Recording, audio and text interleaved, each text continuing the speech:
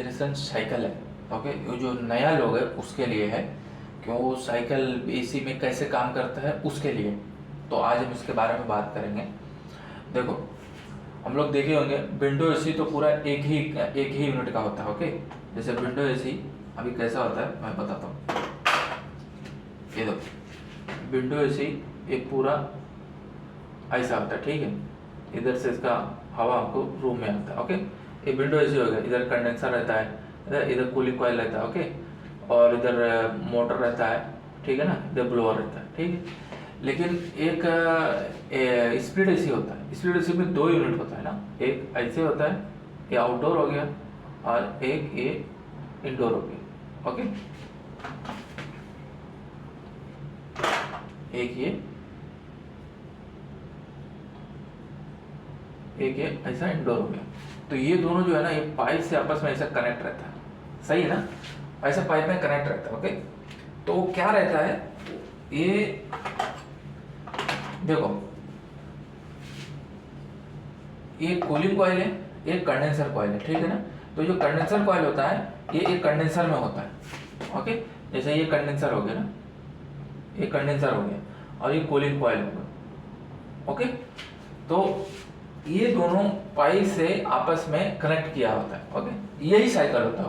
Window AC ले लो, split AC ले लो, package AC ले लो, कोई भी एसी ले लो, यानी ये बेसिक रेफ्रिजरेशन साइकिल है। एसी है, फ्रिज है, वाटर कूलर, डीप फ्रीजर, कोई भी है ऐसे काम करता है, ठीक है। तो इसके बारे में आज हम लोग बात कर देंगे कैसे काम करता है। अभी देखो, ये जब हम लोग मशीन चालू करते हैं तो ये कंप्रेसर, ये गैस इधर से, ये सक्शन लाइन है। ओके, ये सक्शन लाइन है, इधर से गैस सक करता है। ओके, और इधर से गैस डिस्चार्ज करता है, ठीक है ना। तो ये सक्शन लाइन से गैस कंप्रेसर खींचता है। खींचने के बाद इसको ये खींचता है किसमें, low pressure low temperature vapour में। ये बात ध्यान रखना है, low pressure low temperature vapour में। वेपर बोले तो हवा के रूप में। ओके, तो ऐसे इसको खींच के कंप्रेसर इसको कंप्रेस करके high pressure high temperature vapour में आउट करता है। ओके, जब ये हाई प्रेशर हाई टेम्परेचर में आउट होता है गैस, तो ये कंडेंसर कॉइल में जाता है। ओके, ये कंडेंसर कॉइल है, समझ गए ना, ये कंडेंसर कॉइल है। तो कंडेंसर कॉइल में एक हम लोग देखे आउटडोर में एक फैन लगा होता है, ठीक है ना। तो वो फैन क्या करता है, इस हाई प्रेशर को हाई टेम्परेचर को गैस को वो फैन के जरिए उसको ठंडा किया जाता है। गैस के जरिए जब ठंडा होकर के गैस इसमें जाता है स्टैनर में। ये स्टैनर क्या काम करता है, इनकेस गैस में कुछ ये क्या बोलता है, कुछ कचरा है सिस्टम में, तो ये कैपिलरी में ना जाए, इसके सेफ्टी के लिए स्टैनर लगाया जाता है, ठीक है। तो अभी ये गैस इधर स्टैनर में जाता है। स्टैनर में जाने तक ये गैस फैन की वजह से गैस थोड़ा थोड़ा उसका टेम्परेचर डाउन होता है। डाउन यहाँ तक उसका टेम्परेचर एकदम फुल डाउन हो जाता है, क्योंकि देखो कंडेंसर यहाँ से स्टार्ट हो रहा है ना, तो इधर फैन लगा हुआ, फैन का हवा से, फैन मोटर के हवा से ये गैस का टेम्परेचर डाउन होता है।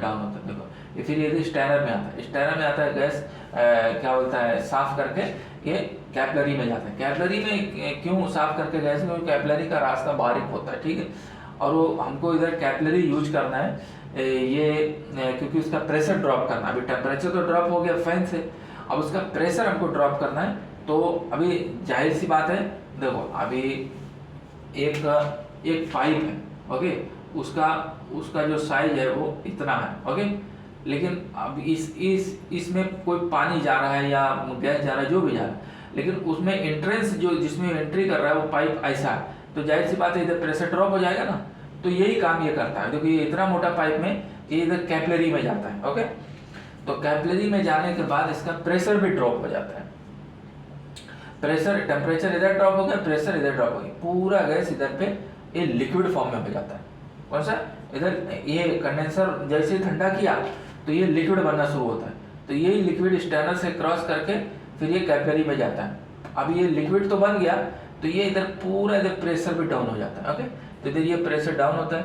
फिर अब ये लिक्विड इधर आया कूलिंग कॉइल में, ये कूलिंग कॉइल है। ओके, तो कूलिंग कॉइल में जब ये गैस लिक्विड आ जाता है, तो रूम का जो गर्मी होता है, जैसे हम लोग चालू करते हैं मशीन ना, मतलब भाई मशीन एसी चालू करो, गर्मी लगा है, तो जो रूम की गर्मी है, मशीन चालू करते हैं तो रूम की गर्मी से इधर जो गैस है, ये गैस वापस से, ये लिक्विड है आया, इधर से लिक्विड आया ना, वापस से ये वेपर बनना स्टार्ट हो जाता है, ठीक है ना। वे वेपर गैस फिर कंप्रेसर में जाता है।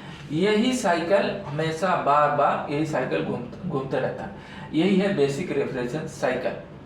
आप कोई भी कहीं भी जाएंगे आप इंटरव्यू में, तो आपको यही पूछेगा इसके मुख्य भाग कितने होते हैं, तो आपको उसमें बोलना है 4।